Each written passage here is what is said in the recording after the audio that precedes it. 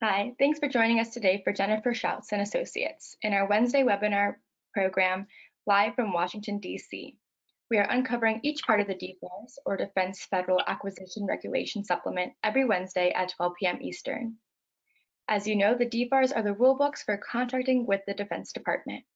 We have been moving sequentially, so we started with DFARS Part 201 in January, and we will be finishing with Part 253 in December.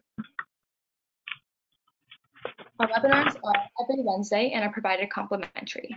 They are recorded and can be downloaded from our website and YouTube channel, which now holds over 450 of our government contracting webinars. In the interest of time, we do not take questions, so if you have any questions for our speakers today, we'll have their information on the last slide of the presentation. And thank you to all of our sponsors. Virginia PTAX at GMU offers free one-on-one counseling to firms in Virginia on federal, state, and local procurement topics. Online resources and group trainings are free with no restriction on business location. If you are interested in learning more, please use the links provided to explore what PTAX can offer. Subside Alert provides up-to-date news, information, and opportunities for small business federal contractors. Their daily opportunities alerts assure you won't miss important sources, sought, and solicitation announcements, providing details so you can jump on the hot ones. Every 2 weeks, they deliver concise breaking news, events, regulations, and teaming opportunities. Please join the Reston Chamber of Commerce Government Contractors Council for regular meetings. Please contact Alicia Fields with the email shown on the screen if you have any questions. C3 Integrated Solutions, a full-service IT provider that specializes in securing our nation's defense industrial base through cloud-based solutions and industry-leading partners. For more than 13 years, C3 has provided boutique tech services, including managed services, security, and Microsoft 365 integration services. C3 specializes in Microsoft government cloud solutions, including GCC, GCC High, and Azure Gov, helping clients achieve CMMC, DFARS, and NIST 800-171 compliance. C3 offers an award-winning tailored approach to each client regardless of size and across a variety of industries. WorkPlan is the only ERP system built for government contractors that's both easy to use and robust. WorkPlan is affordable and scalable to contractors of all sizes. The system includes everything needed for DCAA compliant accounting, time and expense, incurred cost submission, project budgeting, and forecasting, and more. To see how WorkPlan can work for you, visit the links provided. And now a little bit about us. We work with U.S. federal government contractors, including product, service, and software firms. Our services range from market analysis reports to contract vehicles and compliance. More information is available on our website. We have launched another webinar series called the GovCon Q&A Cafe. This is a live webinar series held each month. These will take place on the second Friday of each month in 2021 at 12 p.m. Eastern. We have assembled a group of 4 panelists who are subject matter experts on a specific field contracting topic. The panelists will make a short presentation about the topics listed here on your screen, and then we'll take your live questions about that topic. Our panelists include attorneys, consultants, and other industry professionals. You can sign up on our website under the Q&A Cafe tab. Sponsorships are available. Next month, we will be covering set-asides with Anna, Eric, Cy, and Tim. In November, we get into pricing with Michael, Marsha, Tracy, and Jeff. And lastly, in December, our speakers Shirley, Joshua, Kate, and Brad will present on M&A. The discount code is DFARS to save $15 and bring your cost down to $20. And now to introduce our speakers, Amy Fuentes and Hilary Fuente. Welcome, Amy and Hilary. We're so happy to have you here with us today, and I'll turn it over to you. Thanks so much, Mandy, and thanks to each of you for joining us this afternoon. So I'll start off by introducing myself. My name is Amy Fuentes. I am a government contracts attorney at the law firm Holland & Knight, and I sit in our Tyson's office.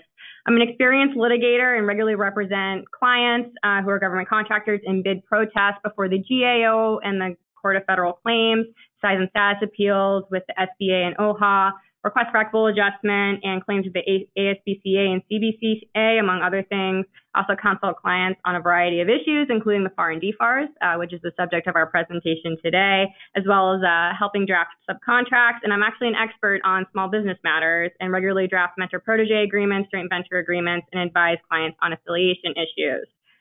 Finally, I'm experienced at supporting M&A work for government contractors and performing due diligence on government contracts. And prior to practicing law, I worked for both a Fortune 500 company and an SDVOSB. And now I'll turn it over to my colleague, Hillary Foyne, to introduce herself. Thanks, Amy. Good afternoon, everybody. My name is Hillary Freund. I am also a government contracts attorney here at the law firm of Holland & Knight in the DC office. My current practice revolves primarily around litigation, GAO for bid protests, at the Board of Contract Appeals for claims disputes, at COFC for protest and claims issues. I also primarily assist in M&A mergers, dealing with companies that acquire government contractors and all of the specific types of contract clauses and special unique circumstances that apply to a government contractor, as I'm sure most of you are aware of. And prior to joining the law firm of Holland & Knight, I was actually an attorney at FEMA, the Federal Emergency Management Agency. So with that said, I think part of a unique aspect that I provide is having the agency perspective as well as the private side perspective now. And we look forward to talking to you today about subcontracting policies and procedures. Next slide.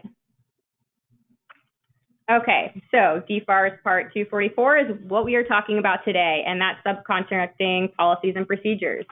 Next slide. Here's kind of like a quick introduction. As Mandy already explained, and as you all probably know, the DFARS is a DoD-specific supplement to the FAR that provides acquisition regulations that are specific to contracting with DoD. And DoD government acquisition officials and contractors and subcontractors doing business with DoD need to adhere to both the regulations in the FAR and the DFARS. So why do we care so much about DFARS Part 244?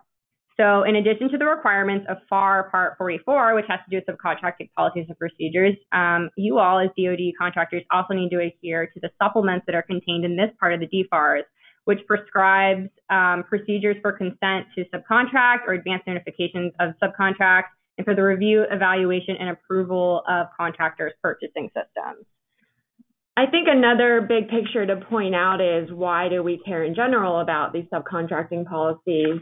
Or why, do these subcontracting policies even exist? Obviously, as a federal government contractor, you are spending the taxpayers' funds that the government is giving to you. So with that said, there are obviously certain standards, policies, and procedures that you need to have in place, either as a prime or a subcontractor. And these regulations are sort of the guideline and basic framework that you as a government contractor should follow in order to ensure that you can receive government contracts, in order to ensure that you're not putting yourself in a situation where there are any False Claims Act liabilities. So it's super important as either a prime or a sub to understand these policies and procedures. From a FAR perspective, if you are a general government contractor, and from a DFARS perspective, if you specifically have a lot of government contracts with DoD. It's important to know that because there's risk associated if you are not in compliance with some of these policies and procedures. Next slide.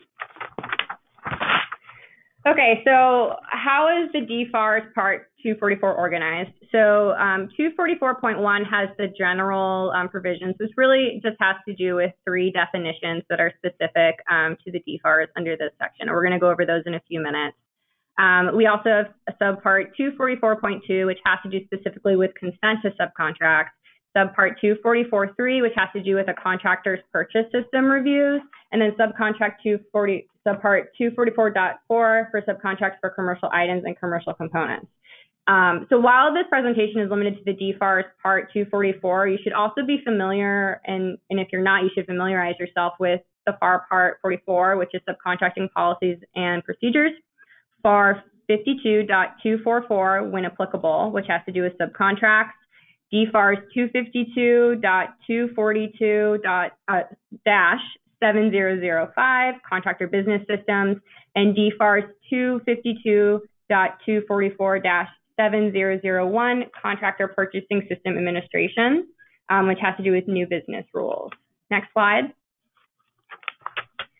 Okay, so diving into DFARS Subpart 244.1, general. Slide. So as I kind of mentioned before, this part of the DFARS section provides definitions of terms that are relevant. And specifically, it defines acceptable purchasing system, and significant deficiency. The DFARS states that each one of these terms has the definition that's provided in DFARS 252.244-7001. So make sure you have that clause handy to kind of look at the specifics of that. Next slide. So looking specifically at what an acceptable purchasing system is defined as, the DFARS under this section says it's a purchasing system that complies with system criteria in paragraph C of DFARS 252.244-7001.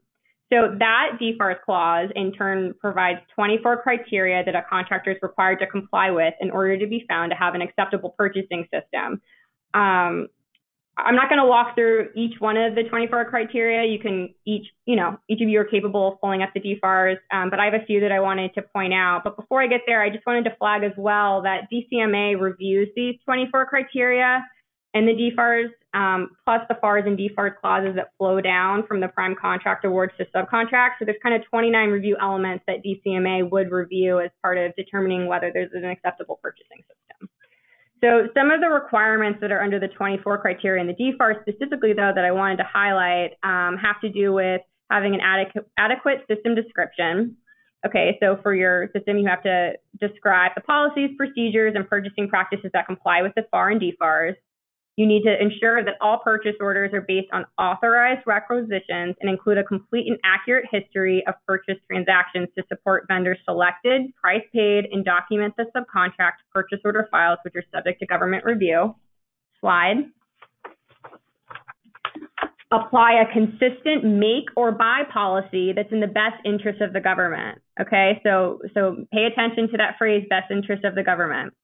Another requirement, perform timely and adequate cost or price analysis and technical evaluation for each subcontractor and supplier proposal or quote to ensure a fair and reasonable subcontract price.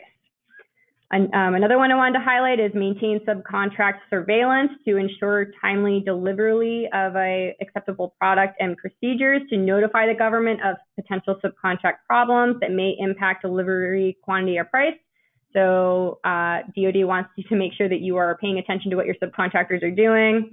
You also need to notify the government of all awards of subcontracts that contain the FAR and DFARS flow-down clauses that allow for the government to audit those subcontracts, and establish and maintain procedures to ensure that the proper types of subcontracts are being selected, that there are controls over subcontracting, and those include oversight and surveillance of the subcontracted effort.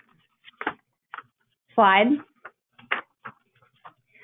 The definition of purchasing system is a little more straightforward, and it's actually defined in Subpart DFARS, Subpart 244.1, and it means the contractor system or systems for purchasing and subcontracting, including make or buy decisions, the selection of vendors, analysis of quoted prices, negotiation of prices with vendors, placing and administering of orders, and expediting delivery of materials. Slide. This part of the DFARS also defines what a significant deficiency is, which means a shortcoming in the system that materially affects the ability of officials of the DoD to rely upon information produced by the system that is needed for management purposes. Again, another pretty, a amorphous standard where it's citing you to other parts of the DFARS, so you kind of see what a significant deficiency is there. Slide. And with that, we're going to go on to DFARS Subpart 244.2, to consent to subcontracts, and Hillary is going to jump in and talk to you all about that. Thanks, Amy. Next slide. So I'm sure you're wondering why any of those definitions matter to you and why they matter to this subpart as a whole. A lot of it stems from the fact that there are certain requirements. You can't just subcontract to whoever you want. And as a subcontractor, you should be aware that if you're subcontracting to a prime, there might be certain permissions and approvals required. And part of those permissions and approvals required include whether or not you're required to get consent will hinge on whether or not you have an acceptable contract purchasing system. So it's important to pay attention to those definitions because they will impact your ability to consent to contract, which is what we are going to jump into right now.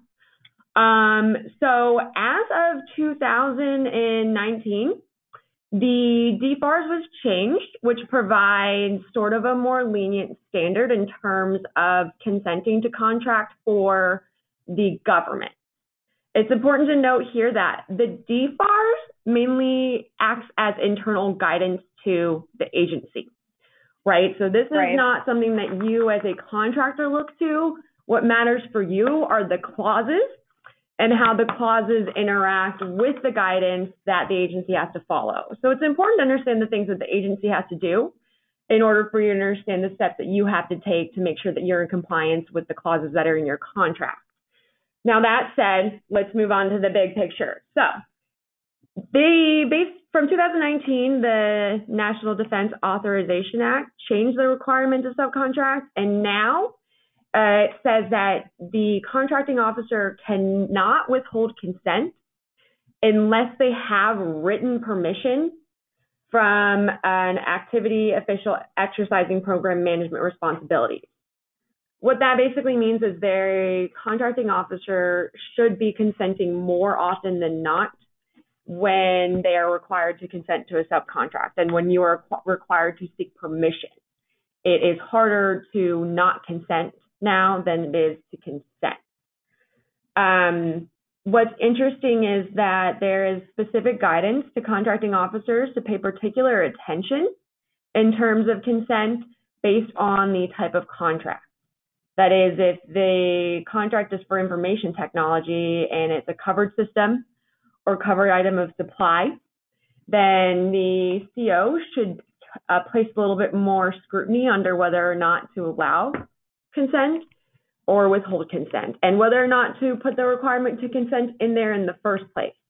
What's interesting is the fact that there is even PGI guidance on this that you should be aware of, because that is the guidance that the contracting officer will be going to when considering, whether or not to require consent and whether or not to give that consent. Yeah, and I'll just jump in really quick. So that PGI that we have on the slide, I'm just going to read it to you, or not read it to you, but I'm going to highlight a couple things for you really quick.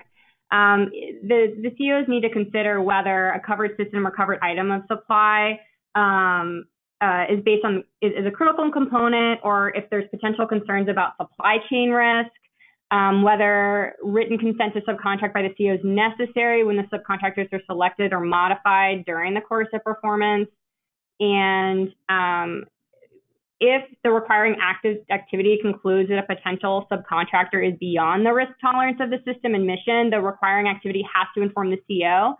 And under authority granted by Section 806 of Pub Law 111-383, can be used to actually withhold consent for the contractor to subcontract with a particular source, or even exclude a source from consideration, as specified in DFARS 239.73. So definitely check out that PGI and make sure that you're kind of aware of that when you're having one of these considerations.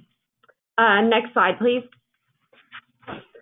So Amy mentioned earlier that it's important to be familiar with the FAR and how it interplays with the DFARS, and this is an important example here. So the FAR lays out certain specific considerations that the contracting officer is required to consider when giving consent. And the DFARS here provides that in addition to the considerations that are listed, the contractor needs to determine whether if the procurement is for other than lowest price, where other than lowest price is the basis for subcontractor selection, has the contractor adequately substantiated the selection as offering the greatest value to the government? So what this means for you as a contractor is you have to provide adequate support to give the contracting officer a reasonable assurance that there is not a significant risk with you subcontracting to a certain entity. You as a contractor will have to demonstrate that the prices the subcontractor is providing are fair and reasonable. You'll have to show that you sort of conducted your own market research, that you did your own sort of competition that's required. Basically anything that would provide further confidence to the government that would warrant allowing you to subcontract to somebody. So that is important to know that that's what the CO is going to be looking at, because that's going to help you figure out what exact type of information you need to provide to the CO to give them that assurance that you are offering a subcontractor that provides the greatest value. Next slide. Okay, so we are moving on to DFARS Subpart 244.3, which is Contractors Purchasing System Reviews. And before kind of diving into the actual language of the DFARS, I think it's kind of important to take a step back and think about, okay, what's the purpose of a CPSR? So a CPSR is conducted because it's an evaluation of efficiency and effectiveness with which the contractor spends the government funds and complies with government policy when subcontracting. Hillary kind of gave a great introduction on this kind of in the beginning of this presentation. So what actually goes into a CPSR includes a complete evaluation of you as the contractors purchasing of material from services, subcontracting, and subcontract management from development of the requirement through completion of subcontract performance. And so basically what happens is a report of findings is given to the CO, which provides a basis for granting, withholding, or withdrawing approval of your purchasing system. And there's also a process for reviewing a corrective action plan for effectiveness and validating implementation. So, you know, if you're an eligible contractor that's identified by the CPSR team, by the administrative contracting officer, the CO is going to identify you as one that is eligible based on qualifying sales, the volume, complexity, and dollar amount of your subcontracting, the ACO's identification of risk, and contractor past performance. And so the ACO is going to solicit input from both you as a contractor, and is also going to perform a risk analysis using the Defense Contract Management Agency's CPSR risk assessment request form. And, you know, also, you know, not everyone is eligible for a CPSR. It might not make sense for everyone, but what is eligible for it is government sales that include all government contracts and subcontracts, minus competitively awarded firm fixed price, competitively awarded fixed price with economic price adjustment contracts, or sales of commercial items pursuant to FAR Part 12. So basically what you do is you add up your eligible prime contracts and subcontracts, and if you meet the threshold, then you bring it to your ACO's attention. And as you can kind of see on this slide, DoD actually has a different threshold than under the FAR. And so the ACO determines the need, or whether, you know, if you request a CPSR, your ACO will determine whether you're eligible for one if your sales to the government are expected to exceed $50 million in the next 12 months. That's double the 25 million threshold from FAR 44.302. So that's a pretty significant difference. The new $50 million threshold was chosen based on an analysis of inflation and acceptable risk to DoD. So it's just like a little background on why they kind of did that bigger threshold. But yeah, and then let's see. Another thing that I think is important to note is why does this matter? Why should I want a contracting purchase system review? Why should I ask for one? Do I need one? And the answer to that question is, how much do you subcontract? Because if you're consistently having to go to the government for consent, then it's going to sort of become an administrative burden on you and on the government to review your consent request and then to approve it.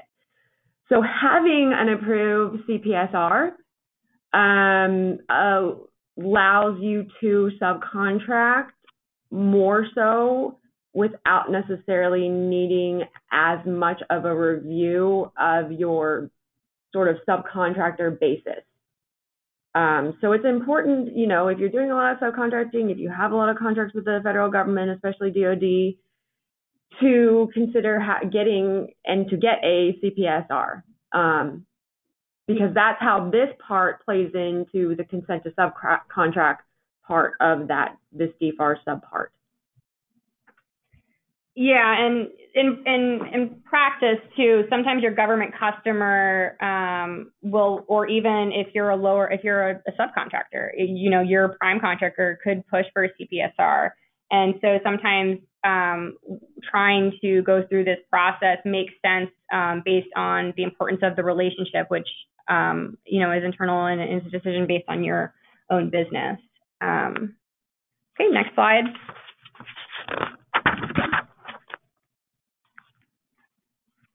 Okay, so now that we sort of talked about when you ask for a review, the next question becomes, well, what happens once you're going through that process, right? There's obviously sort of three options here: granting, withholding, or withdrawal of approval.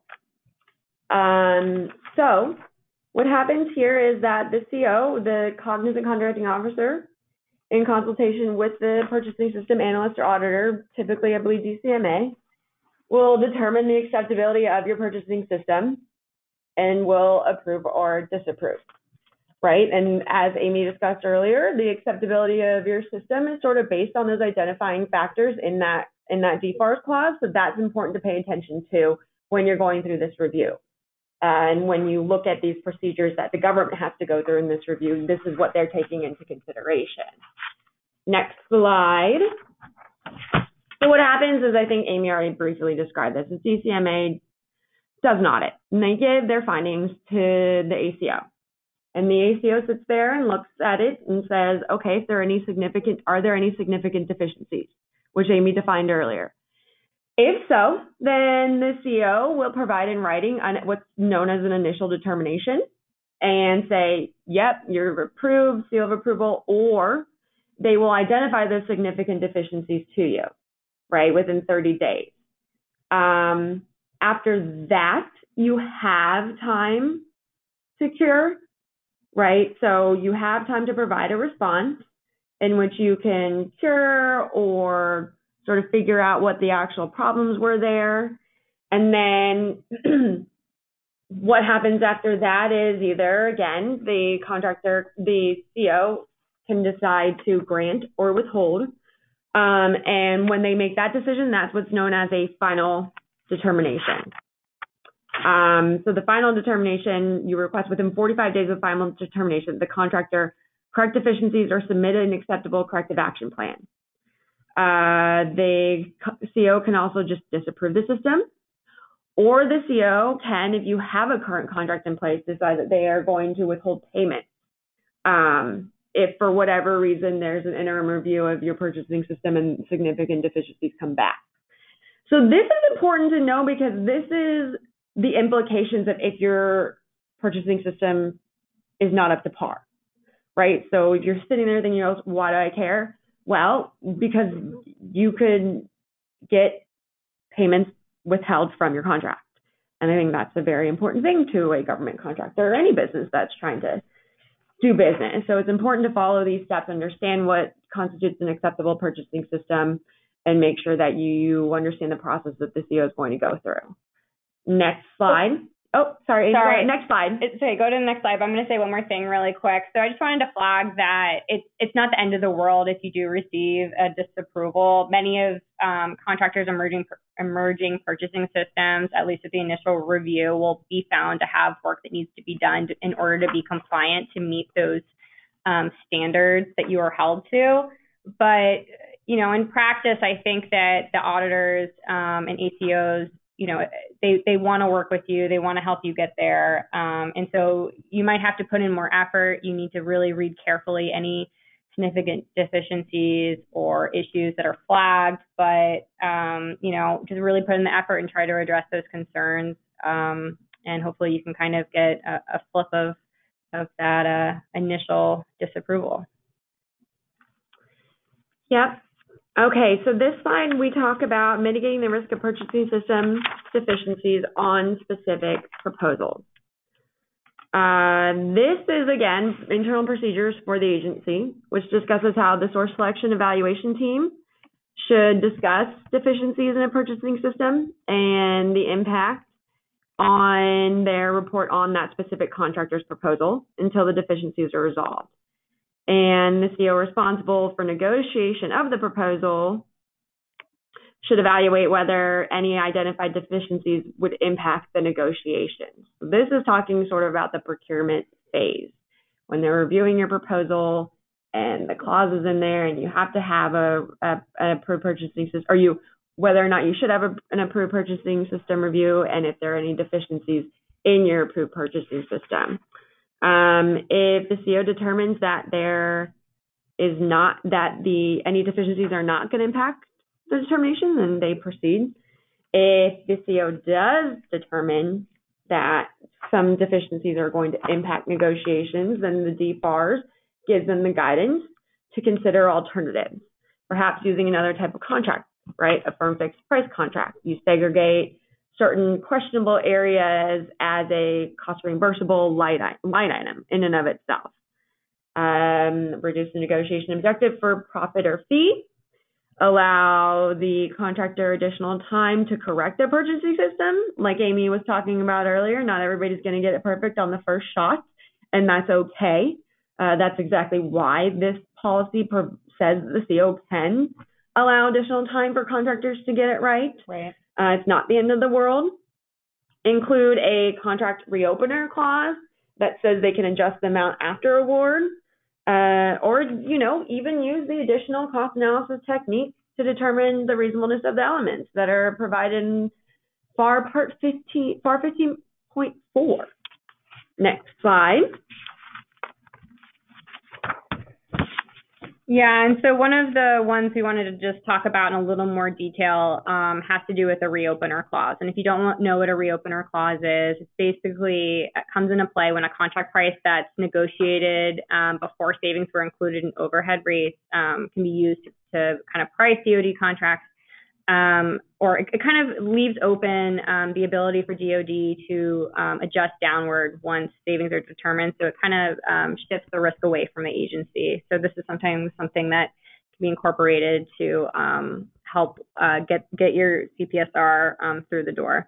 So if a deficiency impacts the negotiations and the CO elects to incorporate a reopener clause in the contract, the CO is then responsible for negotiating price adjustments that are required by the clause.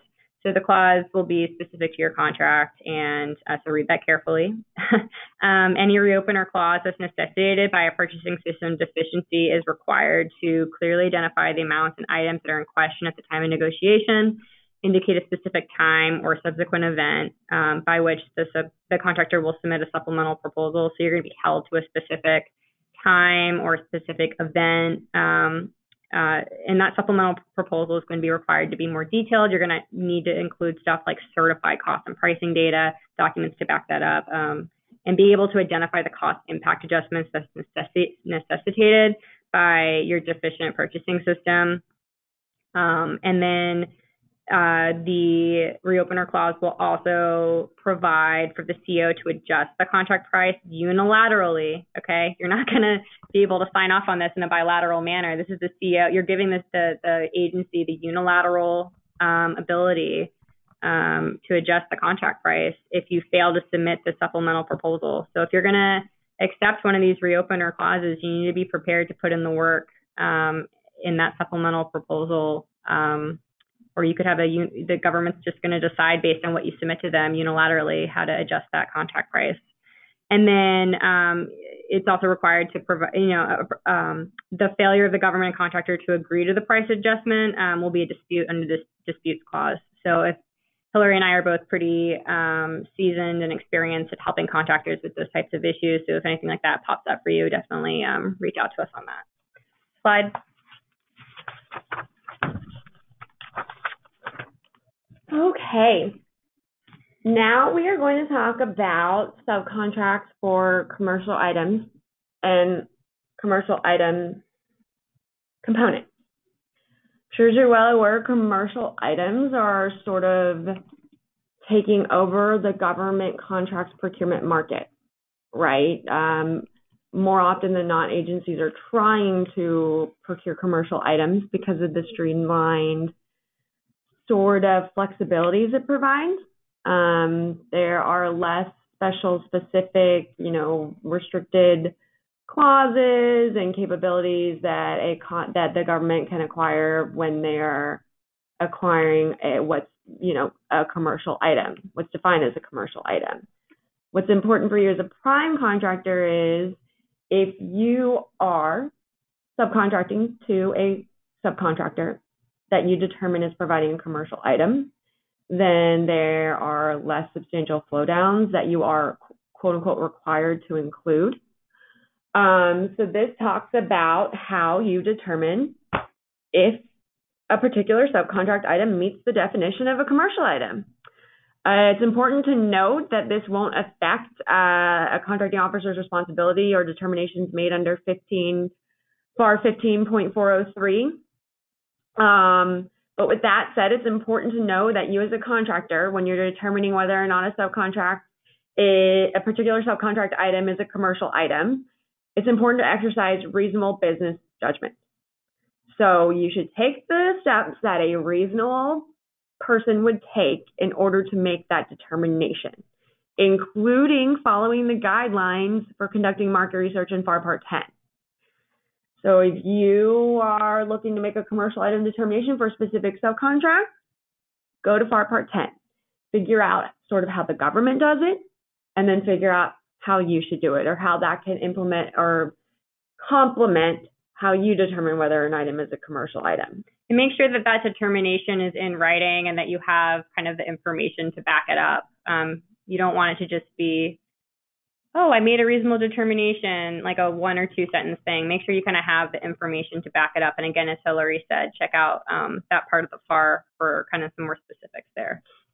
Right, and what's interesting with the DFARS is this bullet here, the second bullet that says items that are valued at less than $10,000 per item and that are purchased by a contractor for use in the performance of multiple contracts with DoD and other parties and are not identifiable to any particular contract when purchased shall be treated as commercial items, even though the items may not meet the definition of a commercial item and do not require commercial item determination. So that's a very interesting thing there. I think the purpose of this was to be more efficient and more effective in terms of if you're a contractor and you're purchasing a gadget or a widget and it happens to be used in a lot of your government contracts or even, non-government contracts, but to the extent that they're less than $10,000 an item, then it's treated as a commercial item, which obviously means you have to flow down less clauses, and as a subcontractor, less clauses are flow down to you, and you do not have to go through the contract commercial item determination. So that's an interesting nuance in the DFARS that you should pay specific attention to. And be aware of, for sure. Right, right. Next slide, please. So the appropriate clause to include that may or may not be included in your contract is DFARS Clause 252.244-7000, which is subcontracts for commercial items. Now, why does this clause matter? Well, if you read the language of the clause, what it says is, you as a prime contractor are not required to flow down the terms of any DFARS clause in subcontracts for commercial items at any tier unless so specified in the particular clause. It's important as a prime contractor to pay attention to the clause, each particular clause, and figure out whether or not it applies to commercial items. There actually are a significant number of DFARS clauses that explicitly exclude application to commercial item contracts and subcontracts. Yeah. So that's definitely something to pay attention to as a prime when you're flowing clauses down. And that's absolutely something to pay attention to as a sub when a prime is trying to flow clauses down to you. It gives you an out in application and having to comply with certain DFARS clauses that you wouldn't necessarily be otherwise required to comply with. So it's definitely an important thing to be aware of and to sort of take stock of. Although it does say, the very next line, of course, leaving everything ambiguous, it does say, while not required, the contractor may flow down to commercial item subcontracts a minimal number of additional clauses necessary to satisfy its contractual obligation. So for instance, I believe there is the anti-gratuities clause, and I'm pretty sure that there's not actually a requirement in that clause to flow it down. But obviously, it would probably be a good idea to flow that down to a subcontractor, whether they are commercial or not, just to make sure that they're complying with your code of conduct and things like that. We also see it come up, I think, in like the Buy American Act and like that type of scenario, because as a prime, how can you comply with requirements that you have under the BAA or TAA if you don't know what your subs are doing, right? So those are other situations that it might make sense in the discretion of the prime that's afforded to the prime under this type of clause, that it might make sense. I think another clause that we dealt with in COVID was the DPAS clause. Yeah. I don't think that has a specific flow down requirement. I don't think it accepts or includes commercial item subcontracts. But obviously, if you get a rated order from the government, how are you expected to comply with that if you can't flow that down, that requirement to prioritize that government order to your subcontractor? Yeah, supply chain management. For sure. Right, exactly. So those are the two main components of that DFAR clause that it's important to pay attention to, because it gives you discretion and flexibility in terms of when you are issuing subcontracts for commercial items. Yeah. And that kind of concludes our part of the presentation. We just want to note really quick that we put together these slides to make it an easy resource for you on trying to break down each part of the DFARS, so you can hopefully use it as a handy resource. And of course, if you have any follow-up questions or if you need any help with your contractor, anything that you have going on, definitely feel free to reach out to us. We're happy to help you out. Yeah, and just to summarize, I know we've thrown a lot at you. Yes. The key takeaways here are, in general, understand your clauses, understand what they mean and how they apply to you. And then with specific respect to this subpart, it's important to understand why it may or may not be important to have an improved purchasing system, because that will interplay with whether or not you have to seek consent to subcontract. Right. And that can be an administrative burden to both you and the government. So it's definitely something important to consider. So, and then in the context of this, know what you need to do in order to have a compliant purchasing system. And be ready to cure any deficiencies that come up as part of the process. Really be ready to put in the work and respond specifically to those.